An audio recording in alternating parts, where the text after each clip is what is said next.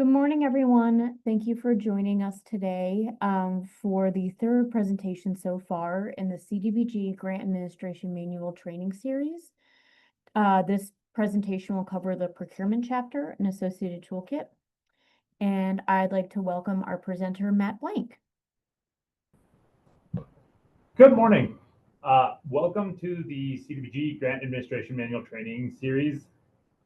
As Rosie mentioned, my name is Matt Blank, and I'm an infrastructure program specialist in the Community MT division of the Department of Commerce. During this presentation, we'll be discussing the procurement chapter and the toolkit. Just a couple of housekeeping notes for those who haven't joined the first couple presentations today. First, these presentations will be recorded and will be available on our website shortly after the series has concluded. You can find these slides with our Grant Administration Manual on the website, commerce.mt.gov. Select the Infrastructure and Planning tab at the top, then select Community Development Block Grant Program. The CDBG Manual link will be found on the left-hand side of the screen. There will be time for questions at the end, and Rosie is going to take over really quick to show you the website before we continue to the actual procurement section. Yeah, thanks, Matt. So just a quick refresher, if we go back a couple. So this is our homepage, the commerce.mt.gov page, and then you go to the infrastructure and planning link. You can go down to this community development block grant program, scroll down, and there's two options here. Either you can look at the CDBG Grant Administration Manual here, or click on this box. And this will take you to the Grant Administration Manual, where here are all the chapters, and then below are the toolkits and all the associated documents that we'll be going over.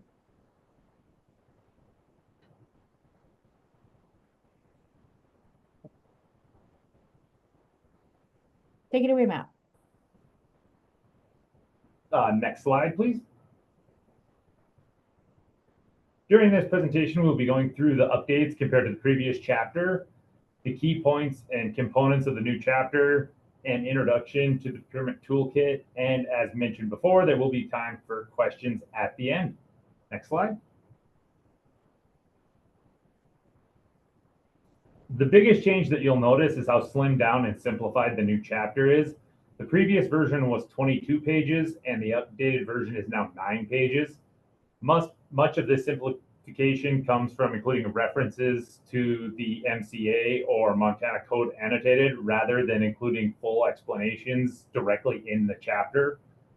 The only major addition is information regarding BABA, or the Build America, Buy America Act, which applies a domestic preference for all iron, steel, construction, and manufactured products. BABA affects all CDBG projects that are funded with federal fiscal year 2023 and forward funding. There is also another new addition. It isn't quite as big as the BABA addition, which is the alternative delivery method of procurement. Next slide. So the key points for the procurement start with the general requirements for procurement. First is the suggestion that solicitations for bids be submitted to Commerce review before publishing. This ensures that grantees can fully consider all procurement requirements. Next is DBE, MBE, and WBE, which is disadvantaged minority and women business enterprises. And it discusses the requirement that grantees must proactively reach out to these businesses in the procurement process. And also Section 3 solicitation, which discusses the requirement that to the greatest extent feasible, economic opportunities are extended to low and very low income persons in the geographic area where the CDBG assistance takes place. The next thing is discussion of full and open competition. All procurement transactions should be conducted in a manner that provides full and open competition and avoid any provisions that restrict or eliminate that competition. Next is more detail on BABA that was mentioned before. This provides further information and mentions the waiver process. It also has a link that can bring you to more information on BABA. And if you do have a situation where you need a waiver, that can be discussed with the program specialist for your project. There is also discussion regarding geographic preference. This ties back into full and open competition and discusses that no in-state or local preferences can be included in the evaluation of bid proposals, such as a requirement of having knowledge or experience with a community that the project is taking place in. The last section before getting into the actual methods of procurement is regarding having a written selection process. Having a written selection process ensures having clear and accurate description of the technical requirements for the product, material, or services that are being procured, which should also not contain any features that restrict competition. Next slide. So the next section goes into the actual methods of procurement. First is micro purchases, which are for supplies or services no greater than $10,000. So this is rarely going to get used on our grants because nearly everything we deal with goes well above that. These can be awarded without soliciting competitive price or rate quotes if the grantee considers the price reasonable. For small purchase, this refers to services such as grant administration, equipment, supplies, or property when the cost over the full life of the project is less than $100,000. Grantees must obtain written or oral quotes from at least 2 qualified sources and have documentation of those quotes. And nowadays, it's pretty common to do that through email, so then there's solid documentation on that. As for sealed bid and limited solicitation, this has a lot of references to the MCA that was mentioned before and discusses the requirement to have a competitive sealed bidding process for construction, equipment, or supplies over $100,000.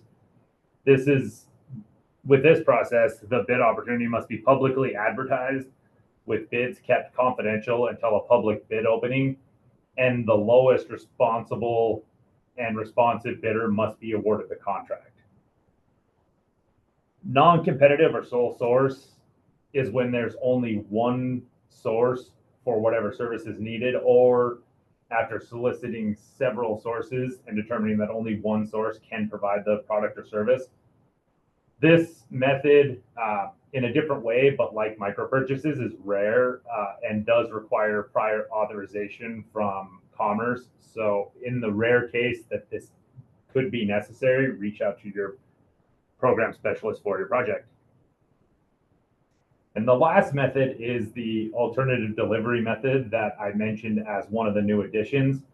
Sometimes this is referred to as design build or possibly general contractor / construction management.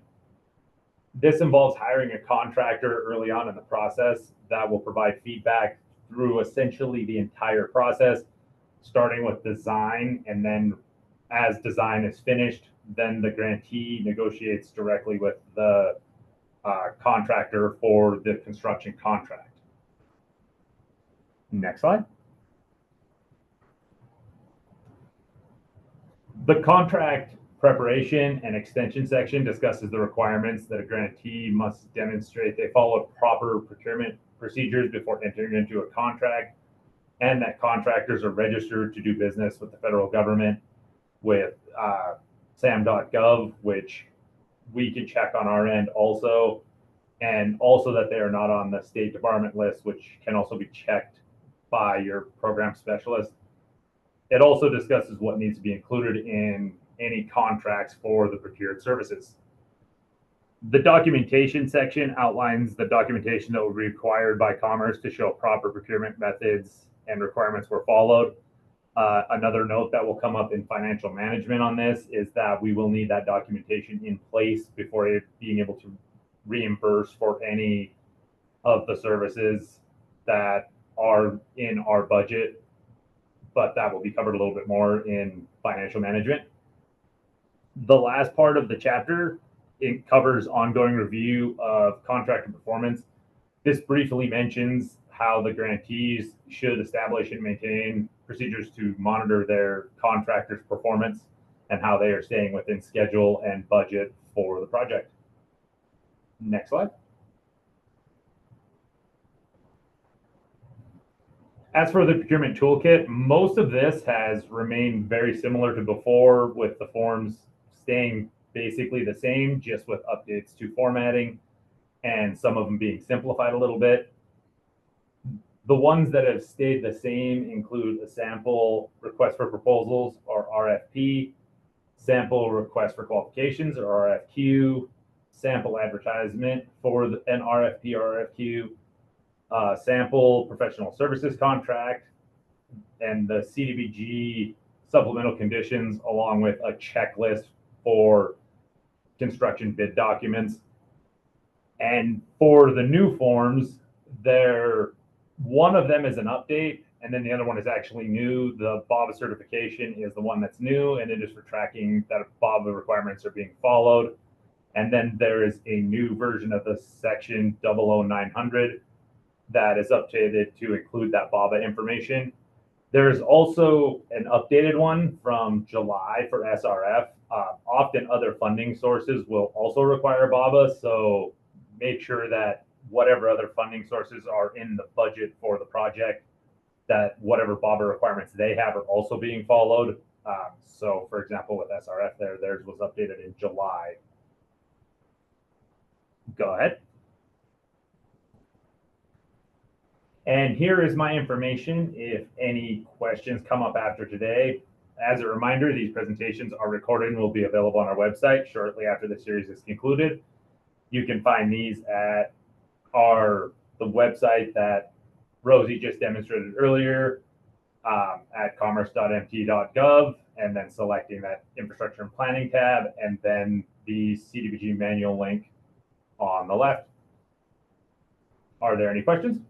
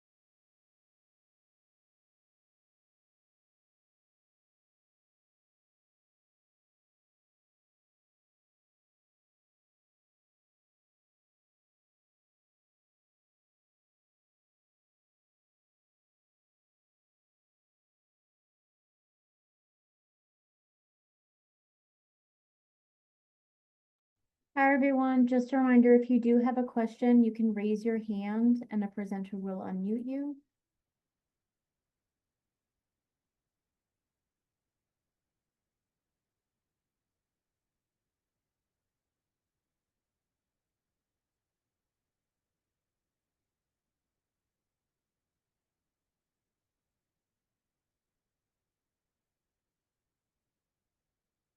So if there's no further questions, thanks everyone for joining us today. Just a reminder, that the uniform relocation assistance presentation that was originally scheduled for this afternoon will now be tomorrow morning at 10 a.m. combined with the environmental review chapter. So for this afternoon, we will be starting with the financial management chapter, which will be at 1:45 p.m. But thanks everyone for joining us this morning. Once again, if you have any further questions, please let us know. And thanks for joining.